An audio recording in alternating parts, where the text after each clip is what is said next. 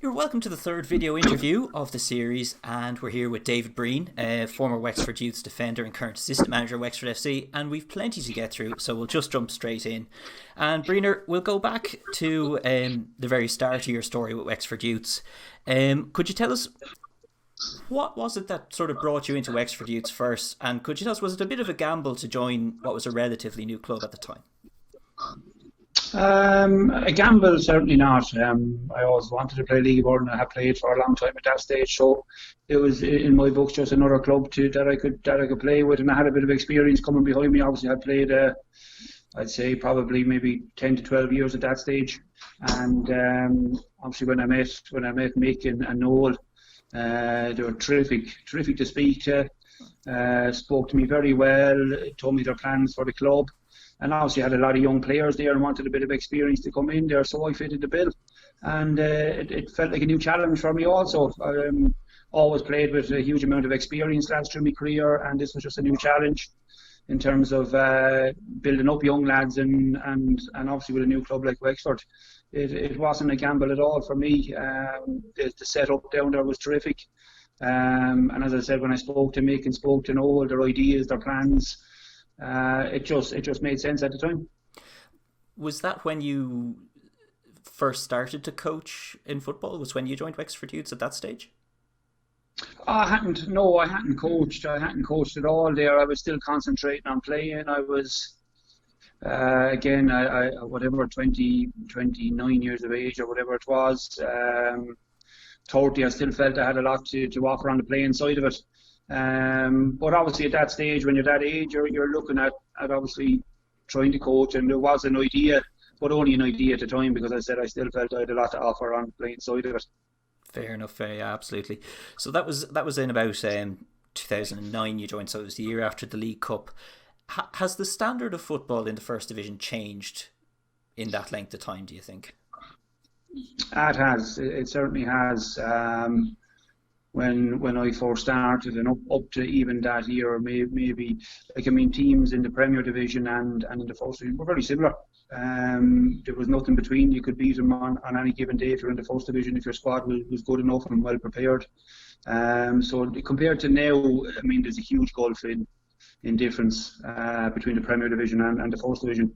But certainly throughout my playing career, it wasn't that way at all. And I played in the Premier Division for a few years, and it was never nice to go against First Division clubs, because you were always going to be up for the battle, and they always made it hard. So, but they always had good players too. It wasn't a professional setup then. Obviously, we trained 3 times a week, and you done your bit extra.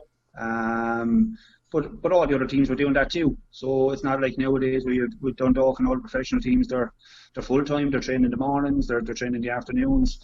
And it's really taken a huge step, and look, I can see it only getting bigger. First Division clubs are struggling for crowds. They're struggling to compete really, and the Premier Division teams are getting better and stronger. And look, that's just the way it is. But look, that's no excuse. I mean, players themselves have to take responsibility, and you got to train harder. You know, you're not full time. You've still got to commit to it and treat it like that. And look, it still comes down for me to the attitude of the players. I never felt, even when I said play with First Division or play with Wexford, that you could go out against any team and get beat. And it's a mindset. It's a mindset that obviously we'll try and instill into our group of lads too going forward. But in terms of your question, yeah, it has changed. Unfortunately, it has changed, and I can't see the gulf being pegged back anytime soon. Yeah. So you mentioned earlier, so when you were brought in, Mick Wallace and Noel O'Connor were the management team. How much has the standard of management changed? We'll just say specifically for Wexford FC and Wexford Youths. Do you think there's a big gulf between the work yourself and Brian do and the way things were then? I don't think so. I mean, Noel was terrific. He was great. He had his way of playing, which most managers do. And he wanted everyone to play like that, and we bought into it, and it got us results. We finished mid-table, I think, or fourth or fifth in the season there, which would have been a very big achievement for Wexford. And he had a group of lads that bought into it, like some good players there. I remember Tim McGrath. I was obviously the eldest myself, and Packy Holden and stuff like that. But we had some good players down there. Conor Sinnott, Myself, Peter White would have come into that, Packy Holden, experienced lads that would have played a bit. And we all bought into Noel's ideas and ways and mix and the philosophy of the club, which is obviously bringing young lads through. But obviously the squad was majority built up of young lads, young Dempsey, Shane Dempsey, Robin Dempsey, I think would have been there, Kyle Dempsey, Stewie Lollick, Anto Russell. I mean, there was a lot of good guys, good Wexford guys there. And I mean, they treated the club like they should do. It's their local club, and they gave everything for the jersey. But in terms of management, no, I think the mindset of the players has changed. I think the players have changed. For me, not the management style. I mean, what Noel would have done in terms of training sessions wouldn't have been a million miles different to what we do there now. A lot of 1v1s, a lot of sharp stuff, a lot of fitness stuff, obviously at the start of the season. So no, in terms of management, no. When I went back up there, I suppose where I saw a change, and I would have been at that level when I went back up with Shane Keegan there, of course. I felt things had changed a bit then in terms of management. Obviously, the guy won the first division with Wexford, and it was a serious achievement. But it was a different way of managing for me compared to what I've been used to. And there was a lot of iPad usage in the dressing room and stuff like that. And it was look, everyone is different. It wouldn't be my cup of tea, but I found it very interesting as looking at a screen in terms of positions and stuff like that. And it was new, but I kind of came back from that and I said, Jesus, the coaching side of it or the management side, it might be changing. As I said, personally, I wouldn't do it. I don't believe in it. But hey, look, as I said, that's just the way football has gone. It's a lot of technical stuff. It's the players have to know a lot of different stuff now. Whereas for me, is you learn from training with the guys that I used to train with, and going back as far as my Kilkenny days and Alfie Hale. Alfie used to join in training sessions and the demands he would put on you. That's how you learned. It wasn't through coach, it wasn't through watching TV or through iPads or anything like that. It was demands from the players that were around you. And I was lucky enough to play with a lot of super players there. But look, as I said, I don't think management has changed. I think the players have changed. I think the players' attitudes have changed. And that's just life. It's things have gotten crazier. Education obviously is a huge side of it. I finished school at a young age to pursue a career in soccer, and I picked up a job with Alfie when I first started. So look, there was money coming into the household. My mum and dad weren't going to complain, and I was out doing my bit with football and stuff like that. So look, to answer your question, no, management hasn't changed a huge amount. I think the players have. Fair enough. So now obviously you've made the move into the assistant manager role. Sort of, can you tell us a bit about how you see your own role specifically in the club at the moment? Well, look, we're between myself and Brian, we're trying to bring professionalism back to it in terms of from our side, and we're only at the infancy stage of it. I think the club has been let go in the last few years for me in terms of the professional side of it, and that's not an easy thing to claw back. And sometimes you get into a mindset, and the mindset is just we're there and we're happy to be there. For me, it's not good enough. You need to. It's a good club. It's a good area. It should be an attraction there for players, and we should be treating it obviously more professionally, and that's what myself and Sully have tried to do. As I said, it's in infancy. We could be there for the next 4 or 5 years and still only be some way through what we want to achieve. But as assistant manager, I'm there to help Brian obviously. Use my experience of whatever it is. I'm in soccer, in league, or in football there now. Going over on 20 years now, if not more, and I'm there to help the club as best I can, and whatever capacity that is, I'm there to help. I'll take training sessions. I'll obviously slowly bounce the stuff off me, and we come up with a plan and we come up with an idea that's best suitable to the club. And I think, look, it's compared to last year, I think we have made some improvements. And look, we'll keep looking to improve that. I think we've got a terrific squad there at the moment, very committed squad there, and that's all you can ask for. As I said before, it's all down to the players. We can help, and I said I can add me experience to it in terms of playing and what's needed. But that will never change. It's hard work and attitude for me, and that's the way I see it. And the club as a whole, that's the way it should be. It's hard work, it's graft, it's the lads that go there week in, week out, the fans. they all need to make it. They all need to make it their club, and look, they will. They need to be patient, and look, results. Obviously, I know it's a results-based game and business, and look, I hope this year, please God, if we ever get back going,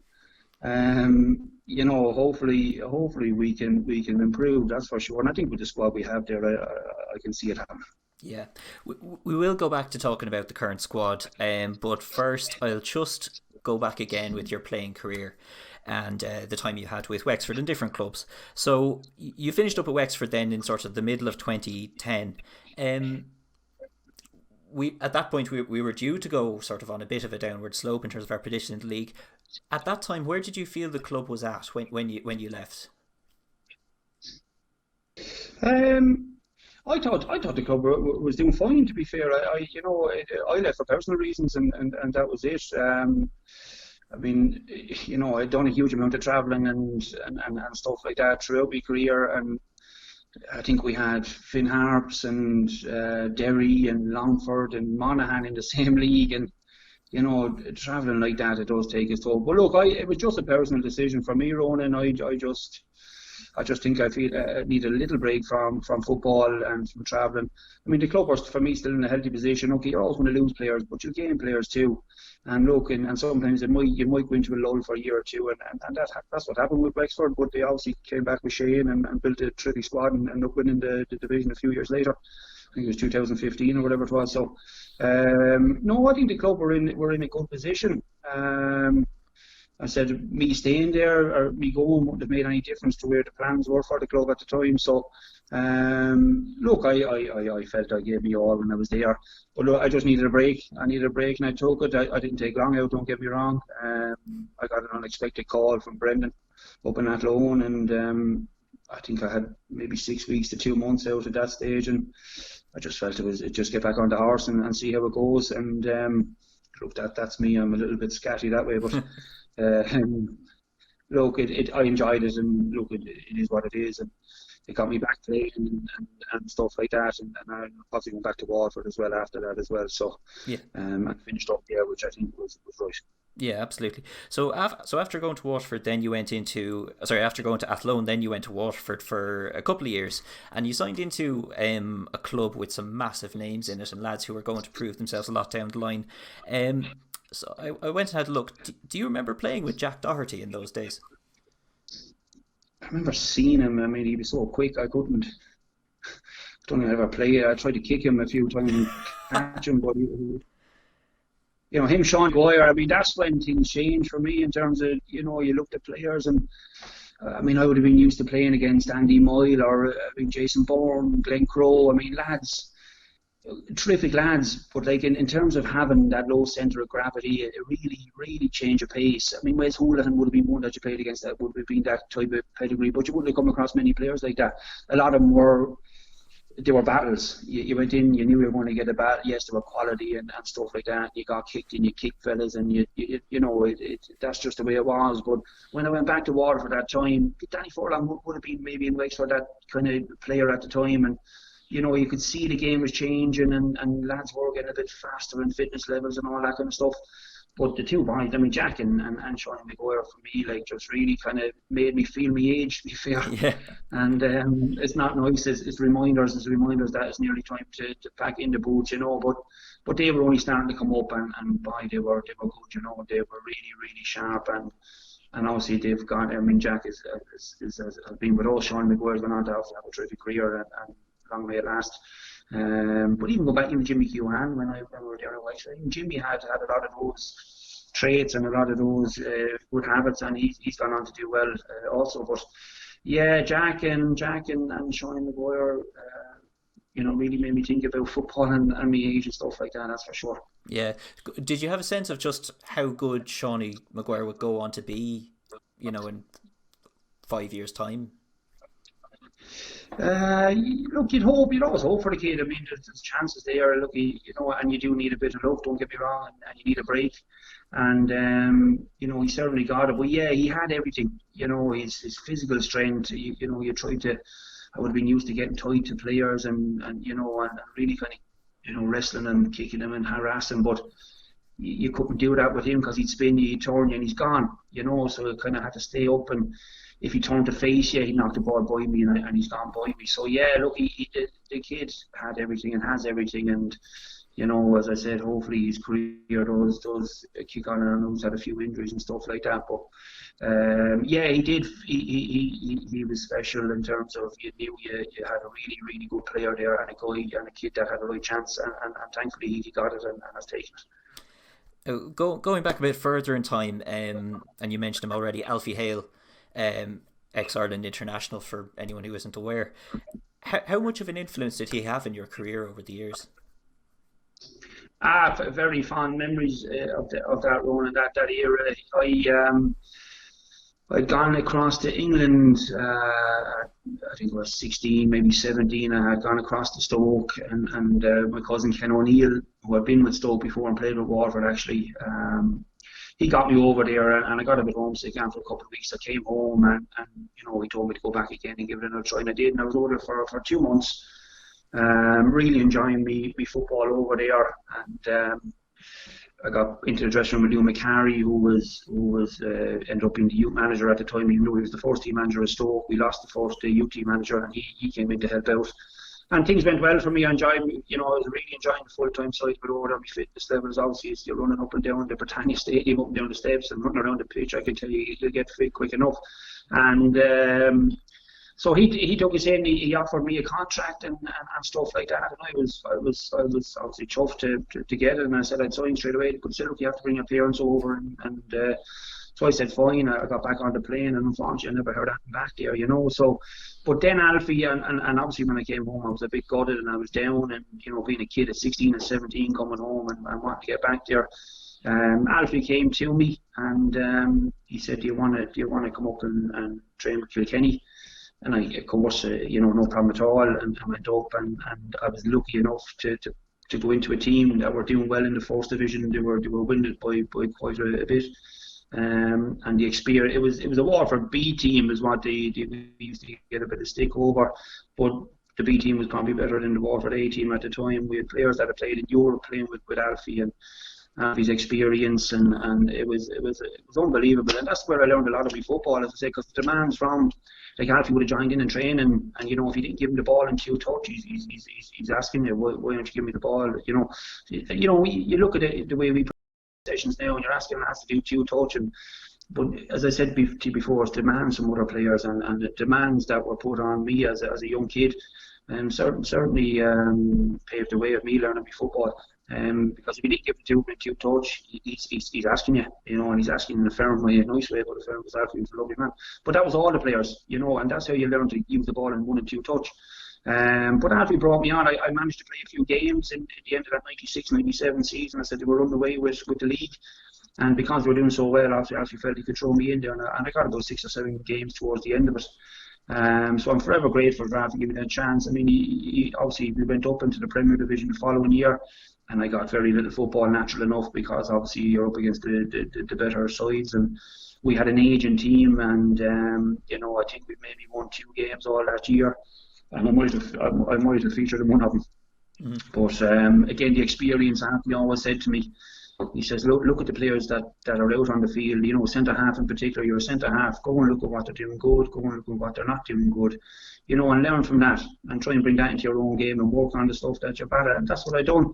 And look, as I said, I'd be forever grateful for Alfie. He's got a wealth of knowledge, unbelievable career, a legend in terms of Waterford football here. And as I said, someone that I would still talk to and would always listen, because he's got so many stories. But he used to come into work. I was working in his shop at the time, and we'd have a game on a Friday night or a Saturday night, and we'd win on Monday. And he used to use teacups and salt shakers up in the coffee room there upstairs, and he'd move them around and tell you how this is where you should be in position wise and all that kind of stuff. And it sounds simple, and it is simple, but I tell you, if you want to learn, you listen to guys like that, and that's how I done it. And as I said, look, I wanted it myself anyway. I wanted to be at the top end of it. I always kind of treated myself well and looked after myself, and I trained, but I felt harder than anyone else, and that's just what I wanted to do. But with that season with Kilkenny and so Alfie ended up leaving, I think at the end of that year, or maybe shortly after that, and Pat Bourne and Paul Power came in, and he brought in some terrific players, Jonathan Prizeman and a lot of other guys that were good players, and we ended up, I think it was 99-2000 season, we ended up playing Waterford in the playoff.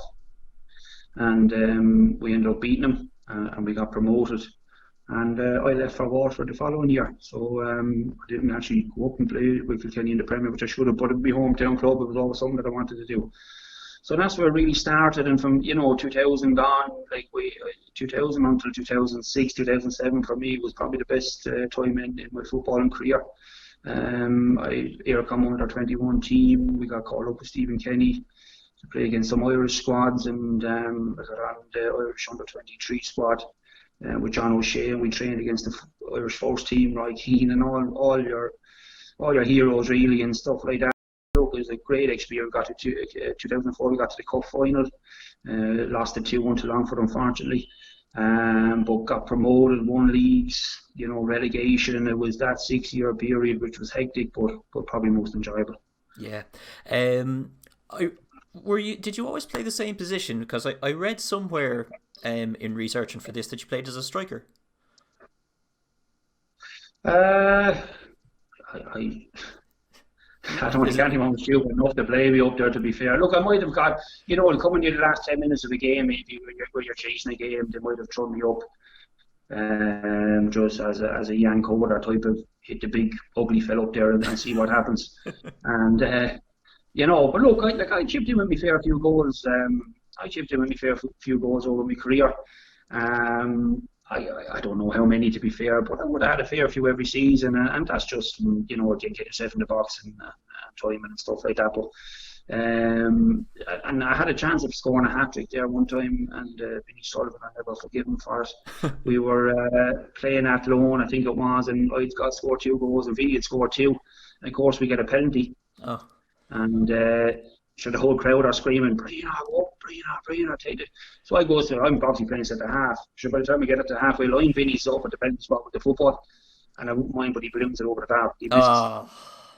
Absolute goal, and you look at not many centre halves go hat-tricks, but sure I didn't do it anyway. But no, look, as a striker, no, you might think you are, and you go, but it's a whole different ball game. I mean, you go up and try and go, it's not for me.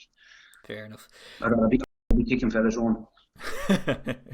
We'll go back to matters at hand. Do yourself and Brian O'Sullivan have a plan for a second pre-season to go back into playing league football whenever that might be? Not at the moment, because purely I've been talking to Brian. I don't think that's going to happen for a long time, and that's just our thoughts, and I just can't see it. I really can't see it going on until September, and it's probably still a bit soon to be talking about pre-season at the moment. But it won't be anything different that we would have spoken about before. We need to get the lads back up to fitness levels, which they are. Right? They're good lads. Well, the squad we have there at the moment are good lads. I know they're good lads from talking to them, from obviously being around them, and I know they're looking after themselves. And I said that's the thing with young lads these days anyway. They're in the gym and they want to have the muscles and stuff bulging and stuff like that, but that they are looking after themselves, I know that for sure. We'll obviously go in there and the plan will just get their sharpness levels and their football up as soon as possible. Obviously, most of them are without a football or groups of 5v5s or whatever it is that really kind of get your fitness levels up and your sharpness up. So we will be focusing on that. Obviously, we'll have to assess them when they go back and see exactly where the fitness levels are, because there's nothing better than training with 11 or 18 guys. That's where it really happens, and you go into your small set of games and your big games and stuff like that, and that's where your fitness levels are. But look, we won't be on our own. Every club is going to be the same, and I'm looking forward to it getting back, but I just can't see it happen for a while run, and so we haven't really spoke about the fitness levels and what we're exactly going to do.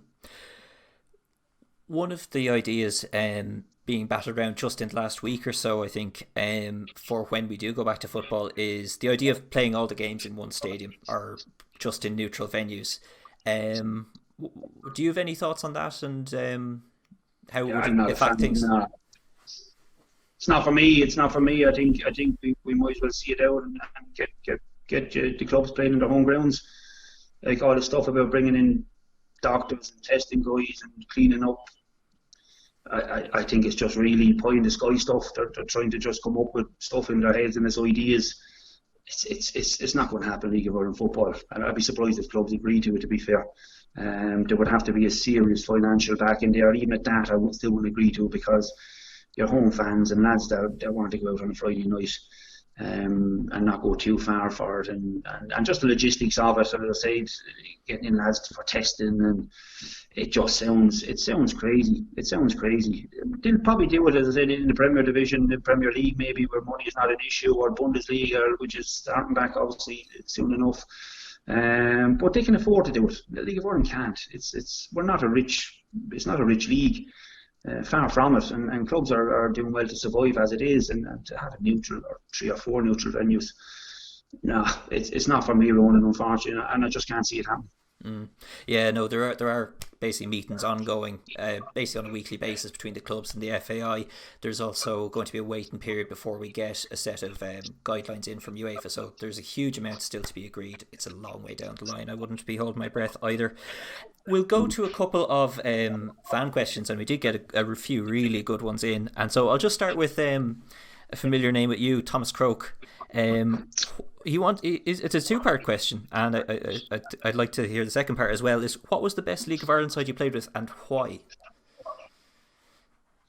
Yeah, Tommy, it's a good question, pal. Yeah, look, a 2004 Cup final, or in around that kind of 2003 to probably 2005, was probably the best squad I played with. We had it was Dan Connor on goal. I think he's now was the Irish international goalkeeping coach at under 21 level, and I think he's in England as well coaching. But Dan was on goal, and you had, I think, Frosty was left back, and Ben Whelan maybe right back, or Alan Carey, and myself and Pat Purcell centre halves. You had Rennie, Davy Mulcahy, you had Kevin Waters, Jose Quintongo. You had Willie Bruton, you had Darren Murphy, obviously was in there as well, and you had Vinnie Sullivan, Kevin Waters, Wayne Fitzgerald. It was a serious squad. We killed each other every week. We really did. The willingness and the want to win there. We absolutely battled each other to get in the team, and that was just in training. Yeah, it's a serious Waterford team. It was a serious team, yeah, and I'm probably leaving 1 or 2 guys there as well, but it was a serious team. And look, we had highs, we had lows. As I said, we killed each other, we hugged each other, we won things together, and obviously we lost a lot together. But look, at the end of the day, everyone wanted to win. The dressing room was always tense and tight, and I remember catching with Wayne Fitzgerald, I think, had each other up by the throat there at stages and stuff like that as well. Plus Paul McGrath was obviously in there. The hero of mine was in there in 2004 as the chairman of the club, or whatever he was in the club there. An absolute icon in Irish football, and he trained with us. And look, as I said to you, it was a period. And you look at, I'm probably leaving now guys and teams there that were very much on a par there as well, in that kind of 2000 up to 2006 period. There was lads came and go from Cork, Collie O'Brien.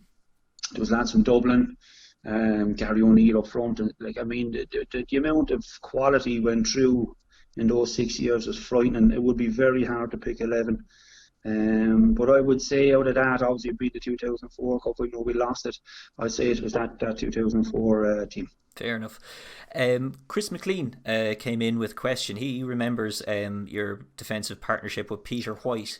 And Chris actually remembered it as the best centre-back pairing he ever saw in a Wexford Youths team. Could you tell us a bit about your partnership with Peter and the different times you actually played with him? Because you played with him at Waterford as well, of course. Yeah, well, I just left Peter off the leash. He done all the running, and I done the talking and the organising, and Peter really was the fit guy, and determination on Peter. Look, we worked well together, and as I said, purely it's because for me, Peter would have been very similar to myself. He would have been fit. He wanted to play. He was aggressive. he probably thought he could play like me as well, but he couldn't. Mm. But look, we were there. Look, we were there to do a job. Centre halves are centre halves, and myself and Peter worked well because we done that. We kept it simple. We done the basics of defending, and I think we done well for Wexford. But as I said, I would have been more the talker and the organiser, and Peter would have been the guy that would have covered every blade of grass really across that back four. And because of that reason, I think it really worked well, and across the back four in general, and Packy holding behind us as well, of course. So it's a unit. Your back five is a unit, and your back four and your keeper. And look, the more guys you have experience, the more talkers you have, the organisers. I tell you what, you know that's how it works. And I think that's how it worked with myself and Peter. As I said, he was a really good lad to play beside. His attitude was spot on. He never gave an ounce of trouble, and I was happy that he was there. Yeah. Conor Ruth came in with a good one as well. Could you tell us a bit about some of the biggest challenges you've had in assembling the squad? We'll say this year and last year as well, because obviously it's two very different squads. Yeah. It is very hard. It's very testing because obviously financially we're not competing at all, and the bottom line is lads are giving up their time, and financially they do need to be rewarded for it. So it's hard to get a level of player that you're kind of happy with, I suppose. And that's not to do with any of the players that have gone through the club in the last. They're terrific lads. They're lads that have put on the jersey and put it on with pride. But you know, you get what you pay for a lot of times in life and in general in squads, and that's where we are. And look, even a manager or coach, I don't care if I played for 40 years or if I was Zinedine Zidane went in and coached Wexford, you do need a certain level of player.